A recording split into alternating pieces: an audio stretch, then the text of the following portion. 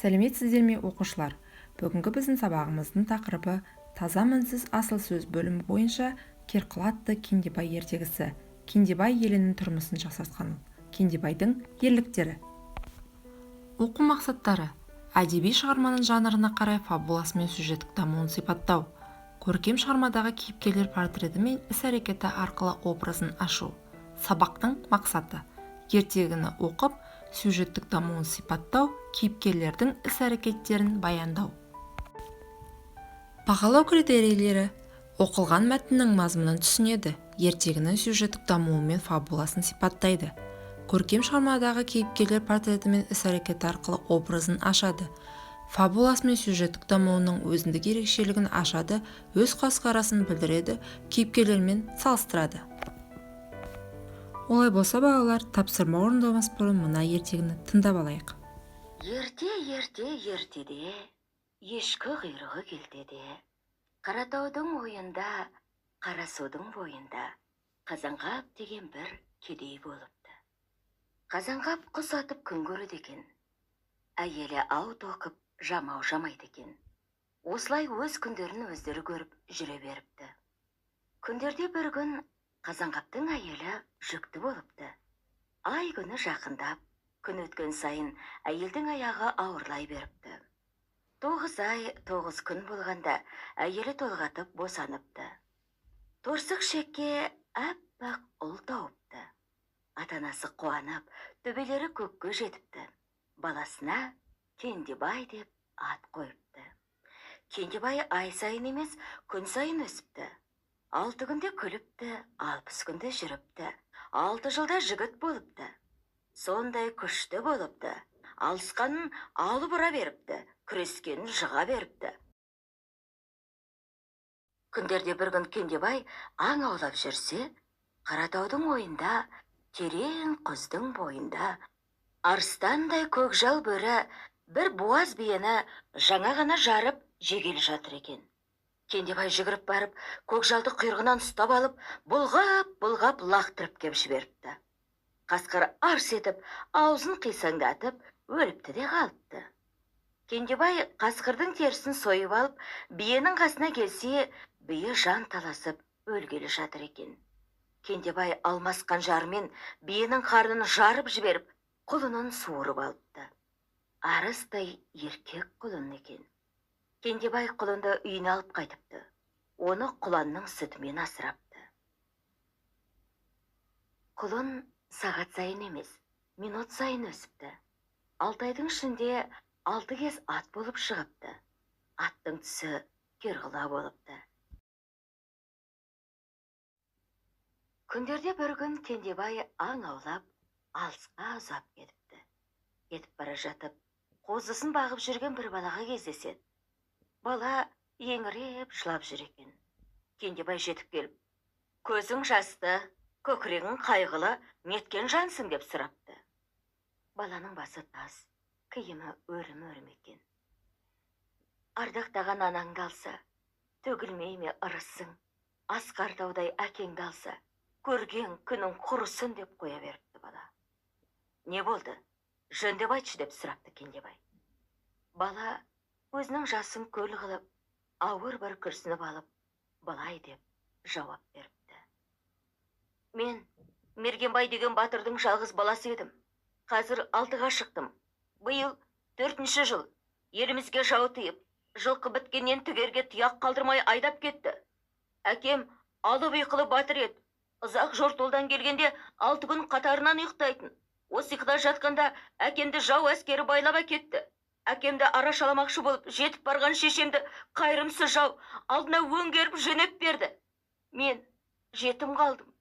Шерге асым, киерге киімім болмаған соң, амансыздан Тасқарабайдың қозысын бағып жүрмін. Арыдым, тоздым, ернім жалақ, басым таз болды. Содан бері көзімде жас, көңілімде қайғы. Мен әке шешеме жылайым, бай жылқысына жылайды. Олай болса жылама, мен әке шешеңді іздеп тауып берейін деді Кендебай. Таудың етегіне келгенде, Керкүл атқа тіл бітіп сөйлейді. Достым, Кендебай, іздеген жоғың алыс емес. біреуі де емес, екеуі де осыдан табылады. Мына таудан әрі ассаң, ағып жатқан өзенді көресің. Өзеннің ортасында бір арал бар. Ол аралда адам перісінің ханы тұрады. Сенің қолтығыңдағы алтын кебіс, осы хан қызының кебісі. Баяғы қойшы баланың әке шешесі де осы ханның қолында. Олар терең зынданда жатыр. Зынданның аузы құлыпты. Оның кілті қолға түспейді. Ол кілт 60 өзен құйылған терең дарияның түбінде жатыр. Адам баласы оның түбіне жете алмайды. Таудың арғы беткейінде сиыр бағып жүрген зор денелі бір адам бар. Ол жорықта қолға түскен адам. Қазір ханның құлы. Сен сол адамға бар да жолына жетерлік пұл бер. Оның киімін өзің ки де, өзіңнің киіміңді оған кигіз. Сөйтіп әлгі адамды азат етте, өзің сиырды бағып қал. Қазір құйрығымнан бір тал қыл ал да мені қоя бер. Күндерде бір күн хан өзінің екі баласын шақырып алып: бүгін қара бие құлындайды. Бұл 9-шы құлындауы.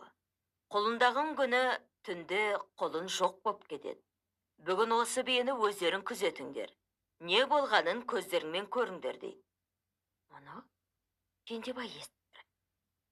Кешке ханның екі баласы биені күзетуге барғанда, Кендебай да жасырынып барып отырады. Біраздан кейін ханның екі баласы қорылдап, ұйықтап қалады. Кендебай ұйықтамай отыра береді. Таң біліне берген кезде бие алтын құйрықты, құнды жүнді арғымақ құлын туады.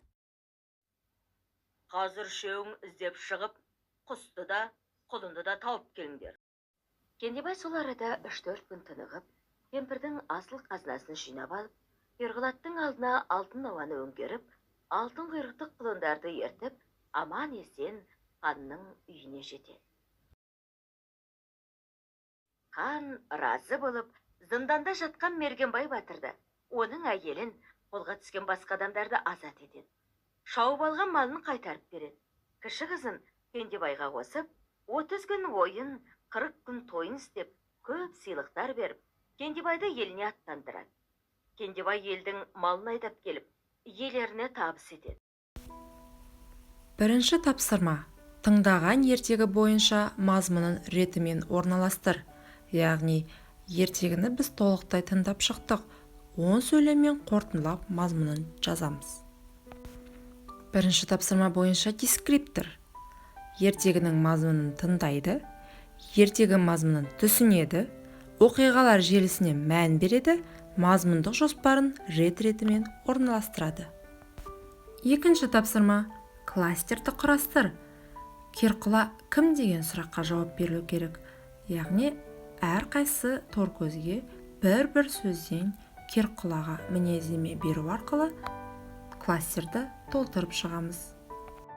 Екінші тапсырма бойынша дескриптор: Керқұла кім сұрағы төңірегінде ойланады, кейіпкерге мінездеме береді, кластер құрастырады. Және соңғы үшінші тапсырма: шешуші қорытынды тапсырма. Кендебай сөзіне 5 сөйлем құрастыр. Дескрипторы Кендебай деген сөзден басталатын 5 сөйлем құрастырады. Осымен біздің сабағымыз аяқталды. Сау болыңыздар.